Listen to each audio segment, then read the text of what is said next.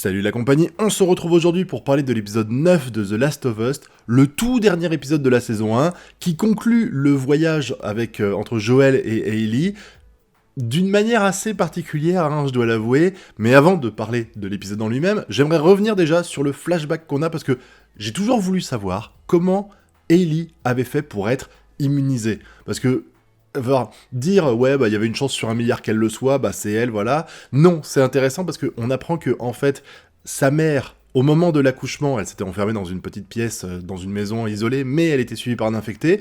Elle s'est fait mordre au moment où elle a accouché. Du coup, pendant les quelques secondes où elle était encore reliée à son bébé, même si elle a coupé le cordon, elle s'est fait mordre. Chose qu'elle dit pas à Marlène. Marlène, elle lui dit j'ai coupé le cordon avant d'être infectée, ce qui est complètement faux. Mais là, donc, elle explique que, elle a été infectée, elle coupe le cordon. Malgré tout, je pense, et ça, c'est mon opinion personnelle, que ce qui s'est passé, si on en croit le médecin après, les dires du médecin, c'est que le cordyceps est rentré dans son organisme et il envoie un message comme quoi elle est déjà infectée. Ce qui fait que même si elle se fait mordre, elle ne devient pas, elle aussi, une infectée. Du coup, elle est quand même considérée pour tous les autres infectés comme une personne saine, sauf que son corps à lui, et le cordyceps qui est à l'intérieur de son corps, lui dit « Hey, je suis déjà malade, ça sert à rien d'essayer de me contaminer à nouveau. » Et en fait, l'objectif des médecins qui sont chez les Lucioles, c'est de récupérer ce cordyceps qui est à l'intérieur de son corps et qui grandit. Moi, c'est comme ça que je l'ai compris, et ça, c'est très mauvais signe, parce que s'il grandit, à un moment donné,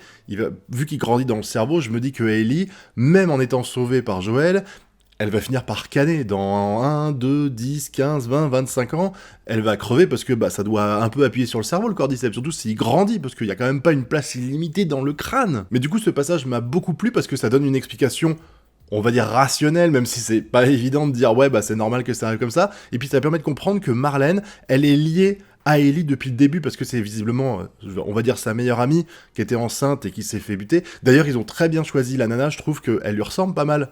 Genre, si on me dit qu'elle, c'est la vraie mère de Ellie, je dirais, ah d'accord, bon, c'est évidemment pas le cas, parce que c'est un flashback, elle est super jeune, mais je trouve que c'était très bien, elle a été très bien castée, et derrière, on va avoir tout un passage avec Joel qui va essayer de sympathiser avec Ellie, et Ellie qui est un peu dans la tête dans les nuages. En fait, j'ai l'impression qu'on a inversé les rôles. Depuis les premiers épisodes, on a Ellie qui essaye de faire ami-ami avec Joel, et Joel qui a mis un mur qui empêche Ellie de pouvoir de sympathiser avec lui, enfin en tout cas qui empêchait qu'il soit ami, et même au bout d'un moment, ce mur s'est un peu érodé, mais Joel avait quand même toujours une petite distance. On sentait qu'il l'appréciait de plus en plus, mais pas au point d'être le mec en joie qui lui donne, qui essaie de la faire rire et tout ça. Là, il fait des blagues. Il fait des blagues dans cet épisode-là. Je veux dire, j'ai pas souvenir que ça soit arrivé dans un autre épisode. Et elle, par contre, elle est, comme j'ai dit, la situation inverse. C'est elle qui est un peu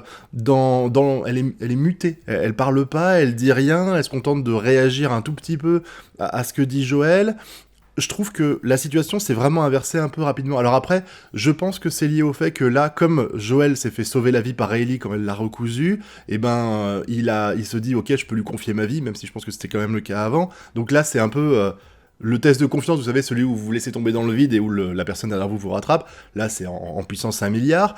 Et de l'autre côté, Ellie, avec ce qu'elle vient de vivre, avec l'autre, les illuminés là, et le prêtre pédophile, je pense que ça l'a un petit peu marqué. Et du coup, elle est traumatisée un petit peu par tout ça, et c'est pour ça qu'il y a cette situation-là, en fait. Ellie, elle est traumatisée, Joel, il sent qu'elle est traumatisée, il veut l'aider, donc il surjoue un petit peu le côté rigolo, le côté enthousiaste, le côté, le mec qui parle beaucoup, et il va y avoir ce moment de révélation qui m'a un peu dérangé, parce qu'il va parler de sa fille, chose qu'il a quasiment jamais fait, voire jamais fait depuis le début de l'histoire quasiment, et il va parler un peu de sa fille, et il va expliquer que la cicatrice qu'il a sur la tête, c'est lui qui se l'est faite, en essayant de se suicider. Et je trouve ça fort, parce que, oui, effectivement, quand tu vis sa vie, je veux dire, le monde s'écroule autour de toi. C'est la société que tu connais depuis 30 ans, elle est en train de... Elle disparaît, elle a volatilisé du jour au lendemain, et de l'autre côté, ta fille, qui est un peu ton centre, ton point névralgique dans ta vie, elle est morte. Moi, je comprends tout à fait que t'aies envie de te tirer une balle dans ces cas-là, honnêtement.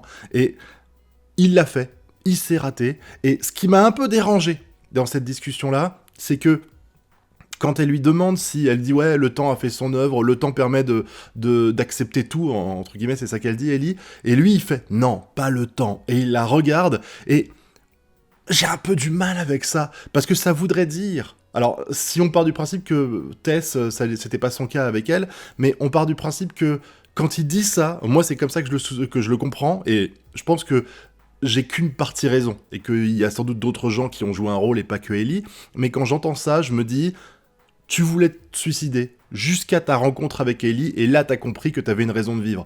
Et ça voudrait dire que ça fait...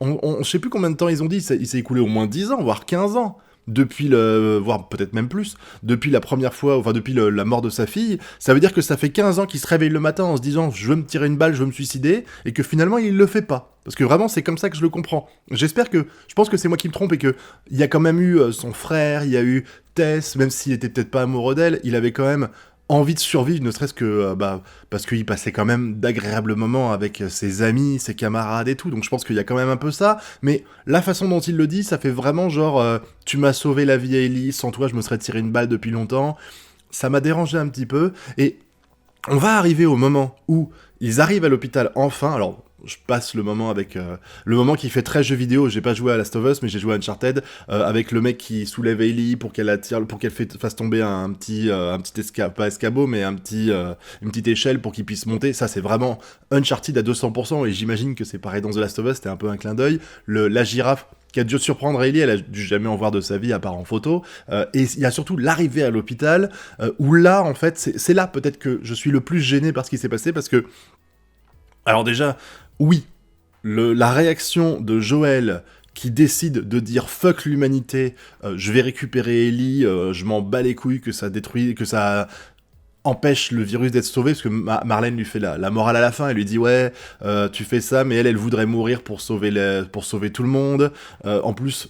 Tu vas vivre un peu avec elle, tu vas finir par canner. Elle, soit elle va se faire tuer par des infectés, soit elle va se faire buter par des pillards. Donc, tu lui proposes de vivre, mais dans un monde de merde, alors qu'elle aurait pu mourir pour sauver l'humanité. Je trouve que le message est assez fort, même si, quand il parle avec le médecin, enfin, quand Marlène parle avec lui et qu'elle dit ce qu'il va faire le médecin, c'est pas aussi évident que ça. Je veux dire, le médecin, il dit pas « je suis sûr de ça, que je vais réussir à trouver un vaccin si je lui ouvre le cerveau et tout ». Non, il dit « on pense que le cordyceps envoie un message, on pense qu'il se passe ça ». Je veux dire, t'as aucune certitude sur le fait que ça marche. Mais c'est pas ça qui m'a dérangé, parce que ça, je peux comprendre, ils peuvent pas être sûrs à 100%. Mais par contre, ce qui me dérange le plus, c'est vraiment... Enfin, déranger, non, parce que la scène était belle, mais c'est juste que le passage où Joel bute tout le monde...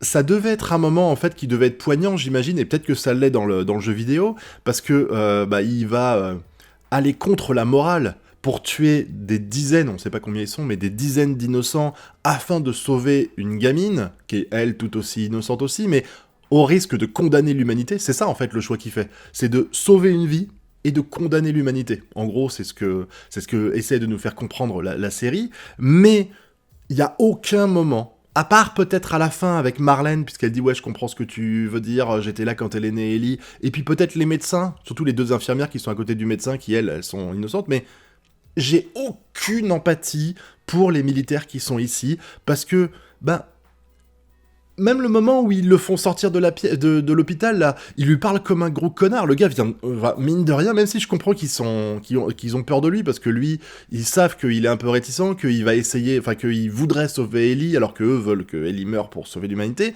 mais il y a zéro empathie. Je veux dire, Marlène, elle est là à dire « Waouh, je suis impressionné, t'as réussi à survivre, GG à toi ». Et à côté de ça, c'est « Avance, trou du cul, vas-y, on sort de la salle, va te faire foutre ». Enfin, il lui parle vraiment super mal. Donc comment tu veux que j'ai de l'empathie pour eux quand ils se font buter par Joel ? Ok, c'est pas des enfoirés qui assassinent des enfants, mais ça n'empêche que t'as pas un moment où tu te dis « Oh, c'est quand même des braves types ». J'ai vraiment le sentiment d'avoir juste des soldats devant moi qui défendent une position, mais pas des gentils, en fait, qui se font buter par un mec qui est moins gentil qu'eux, on va dire. Et du coup, cette scène, pour moi, elle est un petit peu ratée à cause de ça. Alors peut-être que dans le jeu vidéo, c'était pareil, hein, mais vraiment, ils butent des gens à la chaîne qui, eux aussi, essayent de le buter.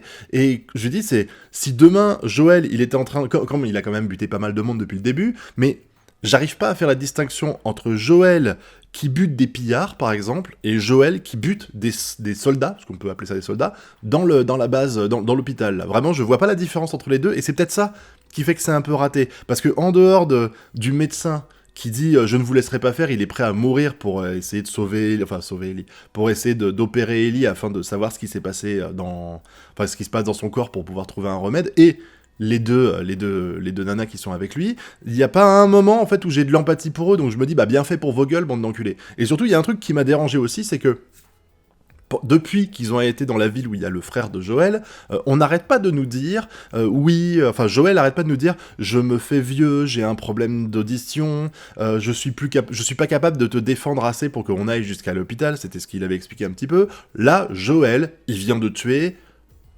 on peut dire clairement, une armée à lui tout seul. Il rentre dans l'hôpital, toujours le mec qui est amoindri et tout, il est pas devenu hyper fort, hein, il a pas pris des produits pour être plus puissant, plus résistant, pour mieux entendre et tout, et malgré tout, il va réussir à buter les Lucioles qui tiennent une position stratégique importante, prêt à affronter la Fedra s'il faut, et Joël, à lui tout seul, il a décalqué tout le monde. Alors je peux comprendre que ça les surprend, même si, bon, ils entendent le coup de feu, donc ils font coup de feu, on entend, donc ils se préparent à l'assaut de Joël, mais Joël, à lui tout seul, à un moment donné, je crois qu'on est dans un couloir, Joël bute les trois, voilà, c'est réglé. Il y a pas un moment, en fait, j'ai eu le sentiment que, de toute la série, le moment où Joël n'a pas été inquiété et était en mode God mode, en gros intuable, c'était le moment de l'hôpital. Alors, je peux tout à fait comprendre, mais il aurait fallu un tout petit peu d'enjeu, nous montrer qu'il était en galère, ce qui se cachait derrière un truc. Peut-être que on n'avait pas de temps à perdre à faire ça, mais ça n'empêche que, du coup, pour moi, cette scène, je vais pas dire qu'elle est ruinée, parce que c'est pas le bon mot, mais cette scène n'a pas fonctionné, sur moi en tout cas. Vraiment, je me suis pas senti dans la peau de suivre le méchant qui abat des gentils non sans difficulté, pour atteindre un objectif complètement égoïste, parce que c'est ce qui se passe là en fait. Et je trouve que de ce côté-là, c'est raté. J'aimerais beaucoup que vous preniez 2 secondes pour prendre votre clavier et me dire ce que vous avez ressenti dans cette scène-là, surtout si vous n'avez pas vu le jeu vidéo, parce que je pense que le jeu vidéo doit un petit peu biaiser votre opinion, mais ça m'intéresse quand même, surtout par rapport au jeu vidéo, j'aimerais bien savoir la différence qu'il y a, mais j'aimerais vraiment savoir si je suis le seul à avoir eu ce sentiment-là, que cette scène-là, il y avait un truc qui manquait, il y avait un truc qui était raté pour moi. Bon, et puis après on a le droit au mytho de Joël, hein, qui va expliquer à Ellie que finalement l'hôpital a été attaqué par des brigands, qu'ils ont réussi à s'en sortir de justesse, et qui va...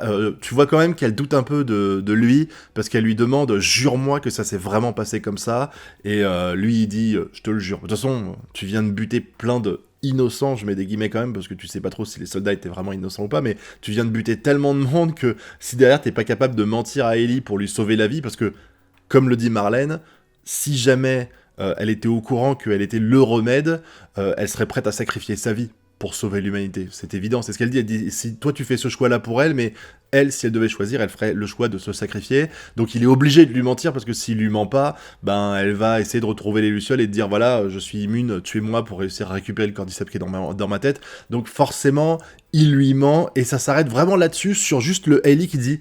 Ok, je trouve ça hyper fort d'arrêter sur cette scène-là, vraiment, de pas même juste montrer un plan où il s'éloigne et où il monte comme ça sur la montagne.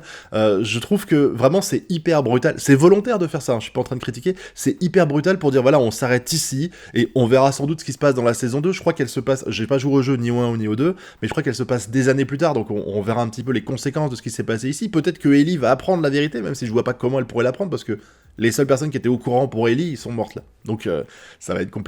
Mais j'ai vraiment kiffé, on fait un tout petit bilan vite fait, j'ai vraiment kiffé cette saison-là. Je trouve que il y a beaucoup d'émotions qui sont retranscrites de manière magnifique. On voit les réactions humaines aussi dues à ce chaos qui est créé par le cordyceps, qui sont cohérentes, vraiment. Il n'y a pas un moment en dehors de cette fin, comme je l'ai dit avec Joël, il n'y a pas un moment où je sens que c'est exagéré, que c'est pas cohérent ou autre. Vraiment, tout du long, ça me paraît super bien fait. Les scènes qui ont été faites depuis le début, avec les villes en ruine et tout ça, c'était magnifique. On a eu droit, même si j'ai fait une petite critique là sur le dernier épisode, on a droit à une masterclass tout du long des 9 épisodes. J'ai vraiment kiffé cette série-là. Elle met à l'honneur le jeu vidéo et elle montre que le jeu vidéo peut transcender son média et proposer quelque chose de vraiment magnifique sur d'autres supports, comme ici en série. Vraiment, j'ai adoré et j'espère, enfin je sais qu'on va avoir une saison 2, j'ai vraiment hâte d'y aller. Je vais essayer de me retenir de jouer aux jeux vidéo pour vraiment la découvrir avec vous quand elle sortira, même si je pense qu'on a un petit peu de temps devant nous, genre au moins 1 an, voire à 18 mois, donc on verra ça, mais en tout cas, vraiment magnifique série, j'ai été très heureux de la découvrir et de vous faire partager mon avis durant ces 9 semaines sur YouTube. J'espère que vous aussi ça vous a plu, si c'est le cas, vous connaissez la chanson, le pouce bleu, l'abonnement et le partage. Nous on se retrouve bientôt pour de prochaines vidéos. Tchuss!